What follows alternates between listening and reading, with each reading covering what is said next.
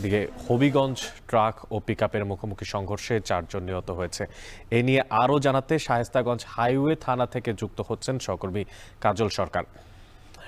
কাজল, আপনার কাছে জানতে চাই আসলে কিভাবে এই দুর্ঘটনা ঘটেছিল, আর এই ঘটনার জন্য দায়ী কাউকে এখন পর্যন্ত আটক করতে পেরেছে কিনা, বা পাশাপাশি হাসপাতালে যে সমস্ত আহতরা ভর্তি তাদেরই বা সবশেষ পরিস্থিতি কি?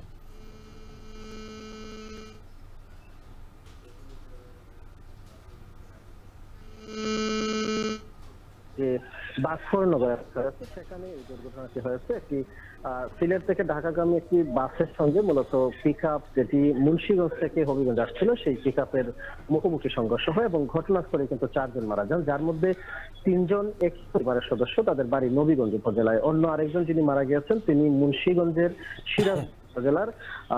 তিনি মূলত এই পিকআপের হেল্পার ছিলেন। কিন্তু এই দুর্ঘটনার মূল কারণটি হিসেবে পুলিশ যেটি বলছে যে তারা মুন্সিগঞ্জে মূলত তারা একটি ইটভাটার মধ্যে শ্রমিক হিসেবে কাজ করতেন। তারা গতকাল বাড়িতে ফিরছিলেন এবং এই পিকআপের মধ্যে কিন্তু সব যাত্রী নিয়ে 17 জনের বেশি ছিলেন, যে কারণে আসলে এই দুর্ঘটনাটি ঘটেছে বলে প্রাথমিকভাবে তারা ধারণা করছেন। যার মধ্যে আমরা দেখেছি অনেকে শিশু কিন্তু রয়েছে, বেশ কয়েকজন শিশু রয়েছে যাদেরকে হবিগঞ্জ সদর হাসপাতালে চিকিৎসা দেওয়া হচ্ছে। এবং চিকিৎসক যেটি জানিয়েছেন এর মধ্যে 2-1 জনের অবস্থা কিছুটা আশঙ্কাজনক, বাকিরা আসলে সংখ্যামুক্ত রয়েছেন। আর মরদেহ যেগুলো সেগুলো এখনো বর্তমানে শায়েস্তাগঞ্জ হাইওয়ে থানায় রয়েছে। পুলিশ যেটি বলছে যে তাদের স্বজনরা এসেছেন, আইনি যে প্রক্রিয়া রয়েছে সেই প্রক্রিয়া শেষে মূলত তাদের মরদেহ হস্তান্তর করা হবে।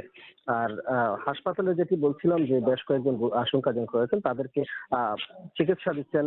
একই সাথে একজন কিন্তু খুবই গুরুতর, যাকে এরই মধ্যে কিন্তু ওসমানী মেডিকেল কলেজ হাসপাতালে পাঠানো হয়েছে। তবে সবচেয়ে মর্মান্তিক যে বিষয়টি হচ্ছে একই পরিবারের 3 জন মারা গিয়েছেন, যাদের আসলে সন্তান রয়েছেন, তাদেরকে নিয়ে আসলে পরিবার অনেকটা হতাশাগ্রস্ত হয়ে পড়েছেন। একই সাথে শিশুরা যারা হাসপাতালে রয়েছেন তাদের অবস্থাটা একেবারে মানবিক বলা যায়, কেননা অনেকেই গুরুতর জখম হয়েছে। তারা অনেক শিশু রয়েছেন, আমরা দেখেছি 3 জন শিশু এখন পর্যন্ত তাদের জ্ঞান ফিরেনি, যাদেরকে নিয়ে আসলে অনেকটা শঙ্কা রয়েছে। চিকিৎসক জানিয়েছেন একই সাথে এই তাদেরকে নিয়ে আসলে তাদের যে পরিবারের সদস্যরা রয়েছেন তারাও উদ্বিগ্ন অনেক।